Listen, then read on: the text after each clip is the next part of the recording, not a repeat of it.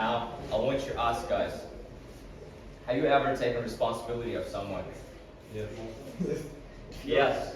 Now, remind yourself of time and actually realize how actually difficult it was. Take a moment. Okay. Now, I want to start with a quote. Nelson Mandela once said, "I've walked down long road to freedom. I've taken rest, but I can only rest for a moment. For with freedom comes responsibilities." Nelson Mandela, you may have heard about him, and you might know about Nelson Mandela effect. But now, I'm not going to talk any effect. Instead, I'm going to introduce you Nelson Mandela himself, a man who lived fighting against injustice, inequality, and for human unity. From humble beginnings, he rose to become a lawyer and eventually first black president of South Africa. But what made Mandela extraordinary was not just positions he held. It was the way how he led with courage, forgiveness, and passion for freedom. Under the system of apartheid, South Africa was divided by laws of racial segregation, where South African black people were taken off their rights, where they can work, marry someone they want, and even leave. Imagine being taken off your rights, and from now you cannot walk, work, and even leave without permission. Is that what we call freedom? It's absolutely not. But then, things even crazier happened. By the way, that was what made Mandela to join African Nations Congress and became the first leading voice against injustice. But then, things even crazier happened. He was arrested and sent to spend 27 years in prison. 27 years, that's more than a generation. Little did he know that all the efforts and hundreds of hours time protesting against apartheid was just to spend decades in prison. But Mandela never gave up. Instead, when he finally walked out of prison in 1990, he did not call for revenge. Instead, he called for peace. In 1994, South Africa held its first democratic elections, where millions of people, many of them voting for the first time, chose Mandela to lead them. And guess who won?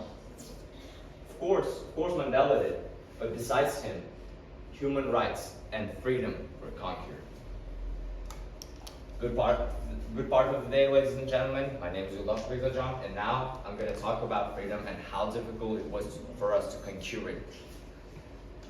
Now, remind yourself of a time when you mocked your friend because he was just one tone darker than you. Yes, that's what we call racism, though. And it's not funny. And now imagine being black and traveling to America in the period of 1818 and 1862. In the beginning of the 19th century, American states were divided into two categories: slavery states and free states. Here's the map.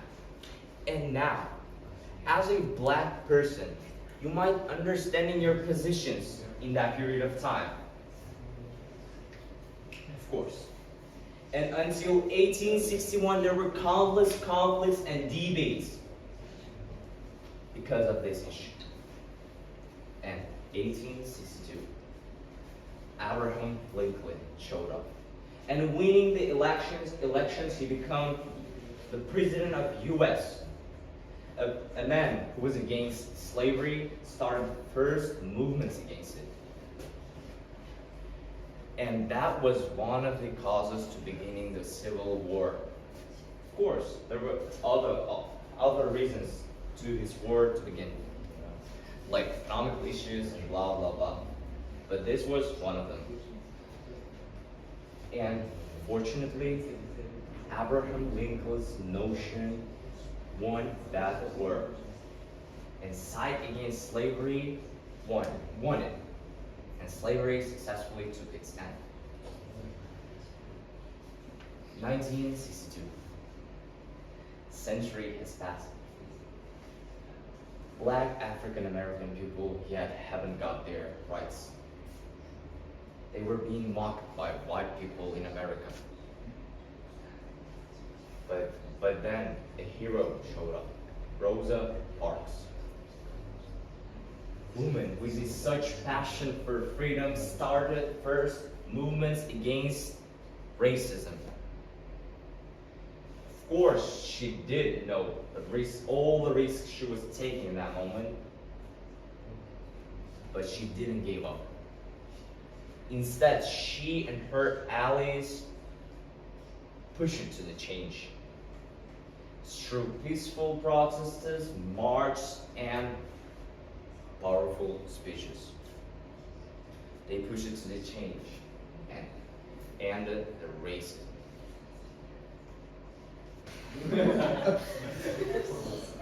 Yes. Now, I want you to close your eyes and think about your perfect day. Yes, perfect day. Can you do it without having freedom in your environment? Of course. And now actually close your eyes and think about it.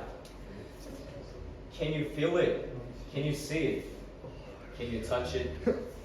Can you smell it? And now open your eyes. They're already off. Now, maybe some of you guys didn't do it and just thought about business that you were going to eat today. Of course. But now, I want to remind you about World War II.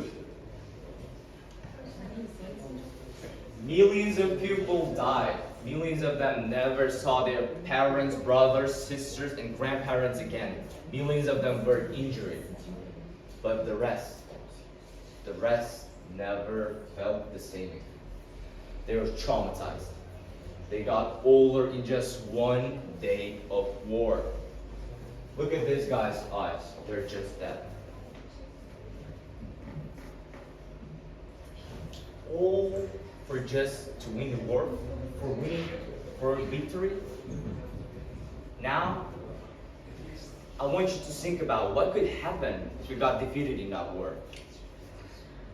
Well, that could be the worst imaginable ending for us. But we won. And this was our first step to the independence that we got in 1991. This victory was starting of today. And now you can sit here and even know that what you're going to eat today for lunch, which was much more complicated back in World War II period. And mentioning Mandela's challenges that Mandela went through, millions of people that died in World War II, and century spent to end slavery and racism, just proves that everything we have right now has taken us a lot. Thank you, ladies and gentlemen.